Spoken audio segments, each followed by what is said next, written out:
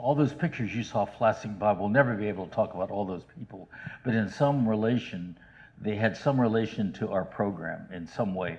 Most of them were on the program. This person was on, Margaret Hamilton, the Wicked Witch of the West. She was on, and how we got her on was I was reading Channel 13 magazine. That's the station in New York City.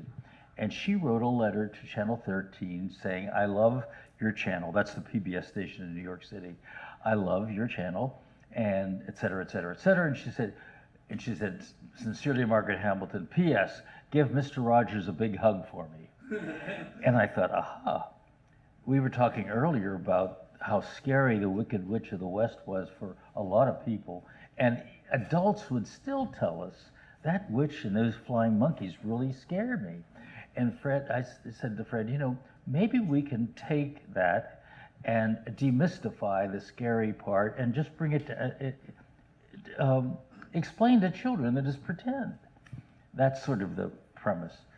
And he said, well, Fred said, if you can find Margaret Hamilton, I'll write the script. And I found her. At the time, she was touring in Little Night Music, the musical, and she was doing Cora, the general store operator that sold Maxwell House coffee. I don't know if you remember that commercial or not. She was Cora, and I found her through her agent.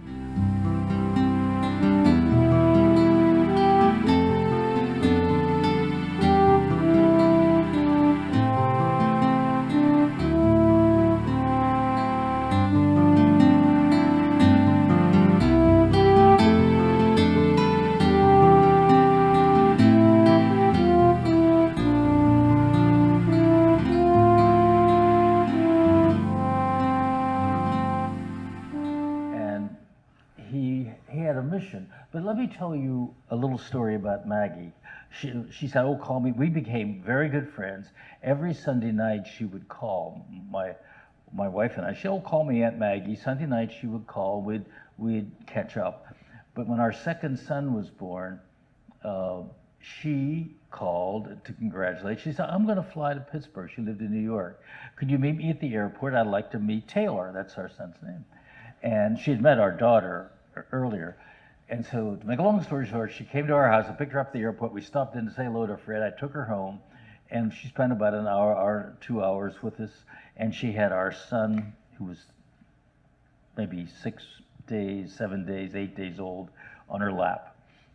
And the phone rang, and it was our neighbor. And the neighbor said, did I just see the Wicked Witch of the West go into your kitchen? And it's yes, and it was. And I took her back to the airport, and we'd go to New York and we'd have lunch with her. And the sad part, towards the end, she was getting some dementia, and we had her favorite restaurant. Oh boy, it's on the tip of my tongue. We were to meet her there for lunch, and my wife and I went, and she didn't show, and she had it mixed up with. It was lunch, I know that.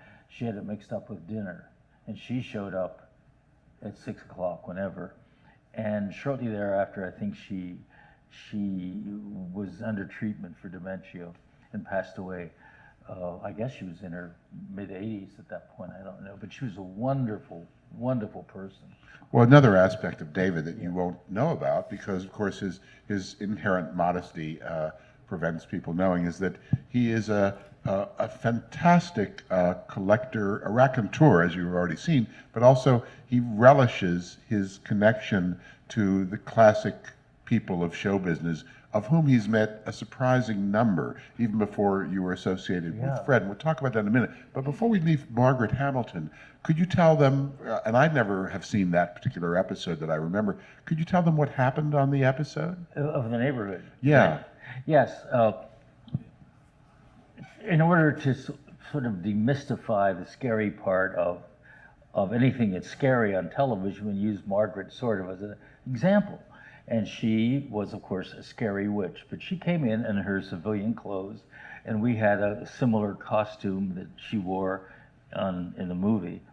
And she tried it on. She put the hat on, and we had a cape that she could put on. and she did her cackle, and she said, and took it back off. She said, "See, I was pretending. That's my job. I'm an actress, and I pretend I'm different people when I make different movies." And it really helped a lot. We got letters after that, after it was broadcast, saying thank you, that really helped my children who were afraid of scary images, not just witches, but things that are scary. And the 3-year-old, 2, 3, and preschoolers, they don't separate fantasy and reality, and that's what Fred Rogers did. The neighborhood of make-believe was symbolic for anything can happen. That's fantasy. But the opening and closing, where he's Mr. Rogers, that's reality. And he went out of his way to separate the two. The neighborhood of make-believe was to be where anything can happen. You could pretend about things in the neighborhood of make-believe, but come back to reality, and Fred would explain what just might have happened in the neighborhood. And that's what he did with Margaret came in as a civilian at the beginning. We went to the neighborhood. She was the witch then. And then we came back, and there she was in her civilian clothes. And you mean when you went to the neighborhood, she was in the full makeup with the green? No, she didn't put skin? the green makeup on, but Okay. she had her. I think there was a nose too. Yeah, right? she didn't do the prosthetics, but she looked really like the witch from Wizard of Oz, and I can't remember the exact plot, but she was going around talking to the various inhabitants of the neighborhood. As a witch, as the yes. witch character. Yeah. Have you two girls sitting there? Did you ever see the movie called The Wizard of Oz? Did it scare you when you saw the witch in The Wizard of Oz? A little bit, and you're saying no, because you're tough. I see. but some people. It's not that not every child is. I'm not saying that every child is afraid. But a lot of children are.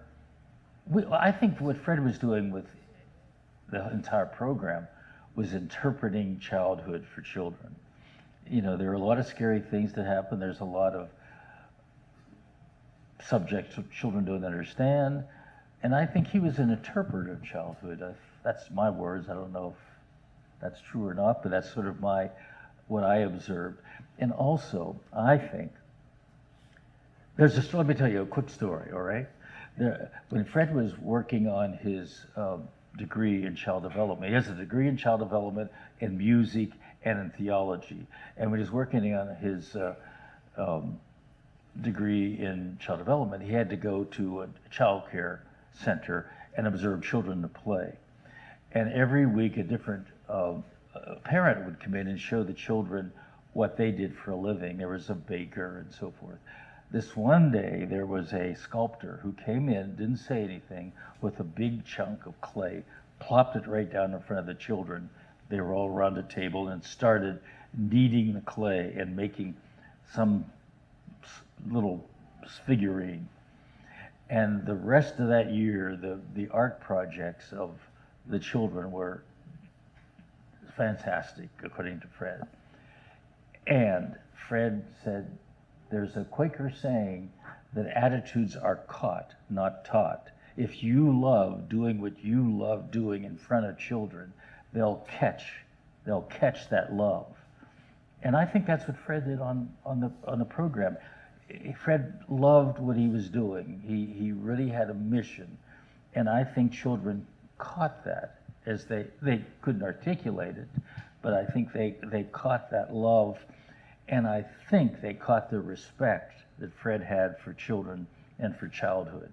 And you can't interpret that, but they couldn't. But I think that was a big key to Mr. Rogers' Neighborhood, his respect for his audience. And I think that's oh, yes. And he always called the space between the TV set and the viewer holy ground. That space there, producers have a responsibility to create the best they can for any audience, especially a children's audience. And he did. He did what he thought would be good television for that age group. Oh, I have something here I forgot to show you. Speedy delivery.